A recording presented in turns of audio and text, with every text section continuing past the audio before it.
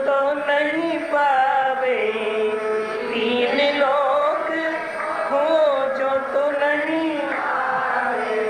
सखी रंगीली श्री राधे सार, सखी रंगीली श्री राधे नाम सार, हमारी प्यारी राज लली है वृषभाने ना, हमारी प्यारी राज लली है वृषभान, हमारी प्यारी राज लली हो रही है जय जय, हमारी प्यारी राज लली हो रही है,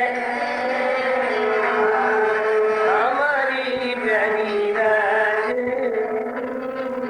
अब चली वृंदा विपिन बिहार, हमारी प्यारी राज।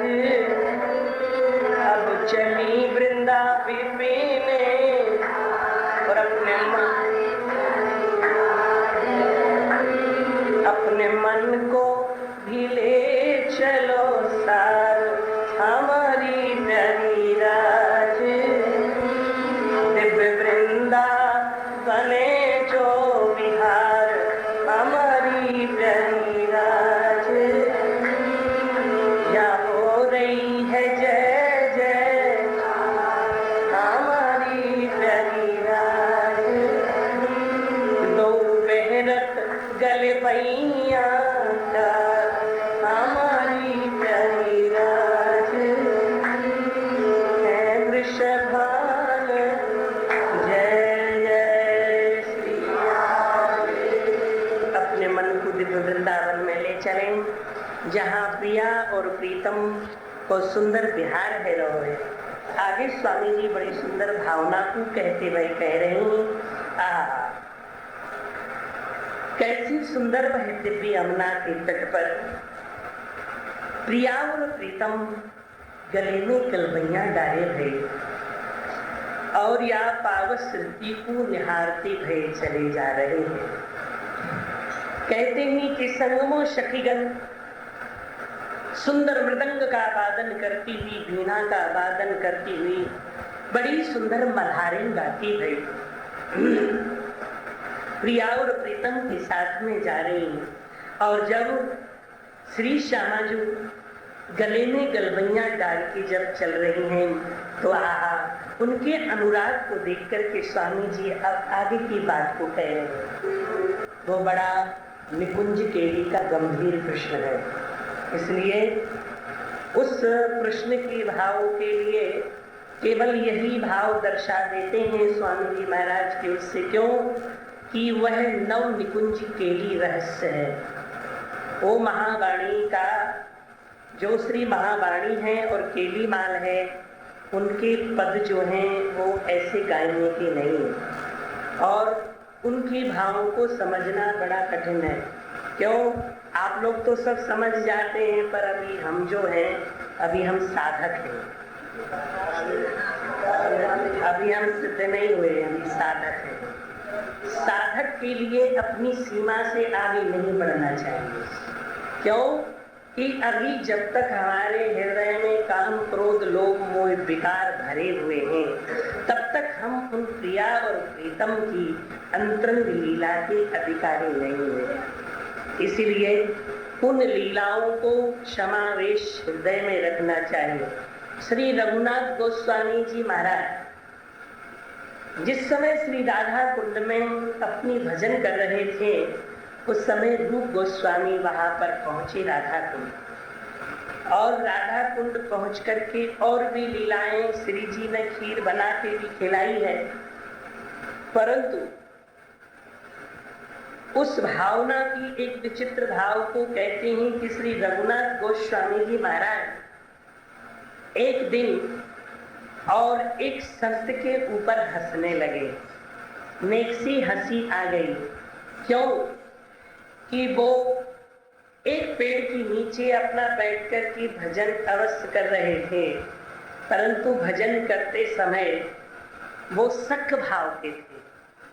वो जो संत थे वो सख भाव के थे, इसलिए सखा भाव में लाल जी के लिए और ब्रिज की गारी दे रहे थे।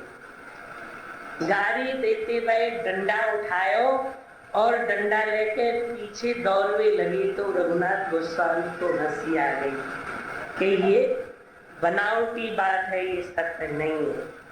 इसलिए रघुनाथ गोस्वामी का भजन जो था वो रुक गया, आगे की लीलाओं का दिग्दर्शन होना बंद हो गया। रूप गोस्वामी जी आए तब श्री रघुनाथ गोस्वामी जी ने प्रश्न किया कि हे प्रभु ऐसा क्यों हो गया।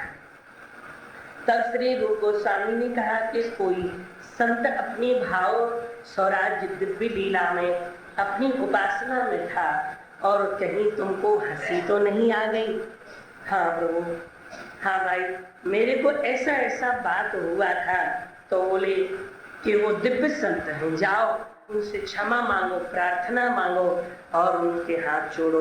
तब श्री रघुनाथ गोस्वामी जी गए और उनसे हाथ जोड़ के प्रार्थना की। तब तक तो संत तो बड़े निर्मल होते हैं, रघुनाथ गोस्वामी के चरणों में स्वयं गिर गए और दोनों गले गले से लगा लिए जैसे गंगा और यमुना का मिलन हो रहा है। और बोले मैं समझ गया कि तुम क्यों मेरे पास आए हो, पर मैं क्या करूं, आपका तो सखी भाव है और मेरा सख भाव है। सख भाव में मैं लाल के साथ में निरंतर गिरिराज की तरेटी में रह करूँ और गिरिराज की तरेटी में एक बार हम गेंद उठा करके ले आए, दूसरी बार हम लाए, तीसरी बार लाए, चौथी बार भी हम ले आए, पर पांचवी बार जब मोते लाला ने कही मैं डंडा लेके दौड़ो, तेरी बात को नौकर लग रहा हूं। अब बोलो क्या संतों की भावना है। मैं उस भाव में रत है कि वो गिरिराज की तरेटी में लाला के साथ खेल रहा हूँ। या से मैंने डंडा अपना उठाया और लाला के जब दौड़ो तो लाला तुरंत दौड़ लगा के गेंद उठा लायो। भैया अब मैं तोते नहीं कहूँगा, अब तोते 4-5 बार मैंने कह गई और तूने मेरी बात को रख लियो। अब मैं जाऊंगा, मैं हार गयो, तू जीत गयो वाला।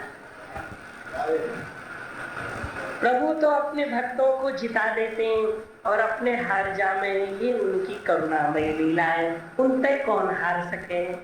पर यह भाव को लेके रघुनाथ गोस्वामी ने हाथ जोड़े, आपको सख भाव बड़ो दिव्य है प्रभु और हम पे कृपा करो। जैसे ही जाके अपनी लता के पास में बैठे कि महाराज उनको दिव्य लीलाओं की स्फूर्ति होने लगी। तब श्री रूप गोस्वामी जी ने कहा ए भावे निकुंज रसार मृतो कोरे गोपन, इस भाव के लिए सदा गोपन रखना चाहिए, इस भाव को बाहर नहीं होना चाहिए। क्योंकि जिसको अगर करोड़ों रुपए का तुम्हें हीरा दिया जाए तो उस हीरा को तुम क्या करोगे, बाजार में लेके ढिंढोरा पीटोगे, देखो मेरे पास कीमती हीरा है, एक डंडा देगा कोई छोड़ा ले जाए, ये तो मीठी मीठी वाणी में छोड़ा ले जाएगा, ये हंस फुसला के छोड़ा ले जाएगा। और करते क्या है, यही तो हो रहा है। हम लोगों की साधकता का आगे का पथ क्यों नहीं बढ़ रहा है, यही तो सारा कारण हो गया है। हम थोड़ी सी वस्तु को कमाते हैं, कोई आता है सेठ टनाटन वाला आता है कोई और आकर के मीठी मीठी बाणों में हमको ठग ले जाता है, हमारी वस्तु ले जाता है और कंकर पत्थर पटक जाता है। इसी में तो हमारी साधकता का सब गड़बड़ हो रहा है, हमको आगे कुछ पता नहीं सूझ रहा है। आश्रम बना दूंगा, वो गाड़ी ला दूंगा, ये ला दूंगा, वो ला दूंगा, दुनिया का कर देंगे और उसमें बस अपनी वस्तु का हमारा चला जाता है। साधक साधगी से नीचे हो जाता है, वस्तु तत्व को प्राप्त कर नहीं पाता। पहले के इसी वृंदावन में संतों को देखा, कोई सेठ आता था तो बंद कर लेते थे दरवाजा, अरे राम बचो कहते।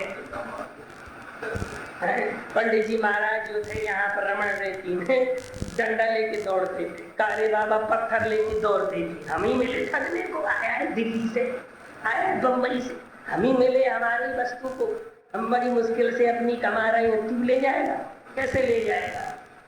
ये पहले की स्वरूप भावनाएं थी। इसीलिए कहते हैं कि हे श्यामाजू, हे करुणामयी, आपसे प्रार्थना है, आगे जो दोनों प्रश्न हैं उन प्रश्नों का केली कुंज की भावना में प्रवेश होने के कारण हम वो दोनों प्रश्न आपसे नहीं कह पाएंगे। क्यों? वो हमारी वो नहीं है। आप लोगों की अवश्य है पहुंच वहां तक, पर अभी हमारी तो पहुंच है। जय जय श्री क्योंकि प्रिया प्रीतम की निकुंज लीला तो छोड़ दो, प्रिया प्रीतम की आलिंगन चुम्बन की बात सुन के हमारा मन के जन कहां को चला जाता है। जब तक हमारा भजन प्रिया प्रीतम के चरणों में अटल नहीं होगा, जब तक हम अपनी गुरु वाणी को प्राप्त करते प्रिया व प्रीतम की अपना सुंदर संबंध को स्थापित नहीं करेंगे, जब तक हम उस भाव में रत नहीं हो पाएंगे, तब तक वो दोनों जो प्रश्न हैं बड़े गंभीर हैं और उनमें निकुंज की प्रपाटी होने के कारण कई लोगों की समझ में भी नहीं आ पाता है। तो वो बाहर पूछते, महाराज जी जी आप क्या बोले थे, ये निकुंज वो निकुंज, उसमें ये भाव वो भाव, ये क्या चीज है? हमने कही अब क्या चीज है, हम तुमको क्या बताएं। है महाराज जी, राम कृष्ण की कथा सुनाया करो, वो तो समझ में आ जाती, ही नहीं आती।